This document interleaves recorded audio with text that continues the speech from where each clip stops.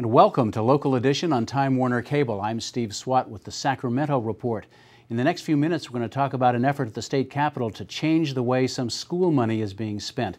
My guest is Don Wagner, who is a member of the State Assembly representing Irvine. Thanks very much for being with us. A pleasure, Steve. Thank you. So I know this is an issue that you're very concerned about because you see what you consider to be abuses really in the system. Absolutely. There are abuses going on right now with respect to school districts throughout the state, not just in Orange County, throughout the state that are doing what are called capital appreciation bonds. Extremely expensive bonds for capital projects. The real problem, however, is there's a little bit of a loophole in the law that they're exploiting. Under current law, it's illegal for a school district to spend taxpayer money to get a political issue, including bonds, passed. There's an end run around that prohibition that these school districts are using by hiring companies that are associated with the bond underwriter. We've got a bill that closes that loophole and hopefully will save the taxpayers millions and millions of dollars over the next 30 years. The law really gets to the point they don't want these public entities, the schools, to advocate, but they can educate. And the schools will tell you that that's all they're doing with these campaigns. They are throwing some information out there. They're not telling the voters how to vote.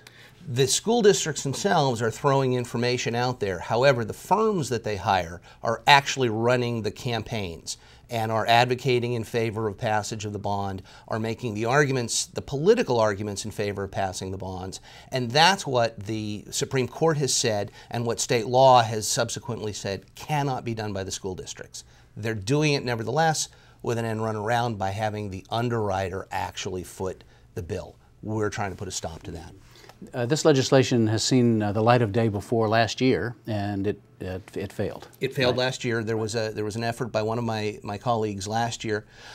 In the meantime, we've seen, number one, an enormous amount of publicity has come out. This loophole has been exposed, and we're seeing the public say, hey, wait a minute, this is, number one, not good for us, and number two, not consistent with the law. So we're seeing the public beginning to react. And so I thought it was time to revisit the law, make a few changes to it that actually more specifically address the problem than the bill did last year. So we are trying to more specifically address it. And this time I think we have the public out there saying, hey, there is a real problem that we'd like to see Sacramento clean up. Wouldn't the school districts, I think, say, look, there's a great growth in the amount of students, and we have to, find room for them. We have to build, these buildings on campus and things like that.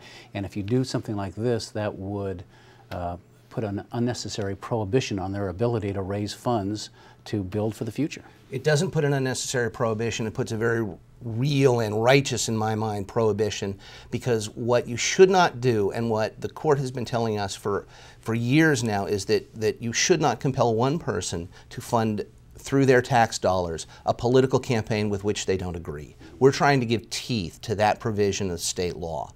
And it is true, no question about it, the school districts need help.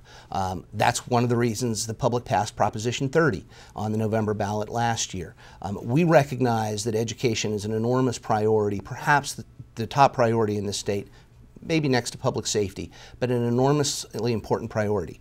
Do it, fund it openly, fund it the right way, fund it above board, and let the public know what you're doing. And also let the public know the real cost of these facilities. These capital appreciation bonds that are being sold are enormously expensive. Well, it's a fascinating subject, and Assemblymember Wagner, thanks for coming by and talking about it. We'll watch the progress of your legislation. My pleasure. Thank you, Steve. And thanks also to our viewers for watching Local Edition on Time Warner Cable. A reminder, you can see this and other interviews on My Government on Demand, also on YouTube. I'm Steve Swatt. Have a great day.